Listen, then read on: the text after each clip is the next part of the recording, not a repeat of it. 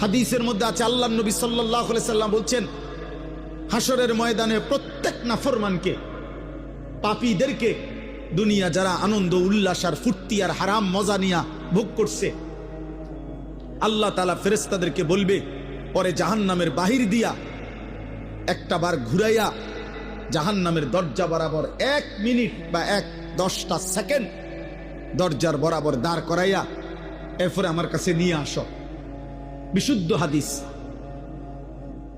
প্রত্যেক নাফরমানকে ফেরেশতারা জাহান্নামের বাহিরে ঘুরাইয়া দরজার সামনে 1 মিনিট বা 10টা সেকেন্ডের জন্য দাঁড় করাবে। জাহান্নামের একটা আগুনের বাতাস তার বুকটা বরাবর একটা ধাক্কা দিবে বাতাস। আল্লাহর কসম, নবী বলেন, ফেরেশতা যখন এরপরে ওই নাফরমান ব্যক্তিকে আল্লাহর সামনে আনবে, আল্লাহ তাআলা জিজ্ঞেস করবে, আমার বান্দা, দুনিয়ার হায়াত তো তুমি খুব আরামেই কাটাইছিলা, ঠিক না? তো সেই নাফরমান পাপী অথচ দুনিয়ায় যে ভোগ বিলাস করছে, সে আল্লাহকে বলবে, রব, জীবনে সুখ কি জিনিস আমি তা কোনোদিন দেখিনি। জাহান্নামে এখনো ঢুকে নাই, জাহান্নামের প্রথম বাতাসের ধাক্কা। প্রিয় ভাই, প্রিয় বন্ধু, দুনিয়া ভুলাই দিবে, সুখের দুনিয়া, সুখের দুনিয়া। এখনো অনেক ছেলে মাঝখানে মোবাইলের ছবি তুলাইতেছে।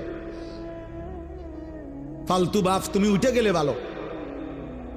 আমি তো ভোটের জন্য আসি নাই, কাজে ব্যাপক জনসমর্থন আমার দরকার নাই। আমি নির্বাচনে প্রার্থী না, আমার কোনো ভোটের দরকার নাই, কাজে আমার ব্যাপক সমর্থন লাগবে এমন না। আমি 2-4-5 জন মানুষের সামনেও বয়ান করছি। অতএব দয়া করে আমি অনুরোধ করছি, আমাদের দিকে তাকায় আসুন। এবং সকল বক্তার ওয়াজ, নিজের ফায়দা দরকার। এই মোবাইলগুলোতে লক্ষ লক্ষ ওয়াজ আছে, সব বক্তার ওয়াজ আছে। দোস্ত, আমার জীবনে থাকা দরকার, আমার কলিজায় থাকা দরকার, আমার হৃদয়ে উপলব্ধি দরকার, আমার বিবেকের অনুভূতি দরকার। এটুকু যদি ভাবনা না আসে, 3টা ঘন্টা আল্লাহর কথা শুনলাম, অথচ আমার হৃদয়ে সামান্যতম কোনো নড়াচড়া হয় নাই, কি শুনলাম?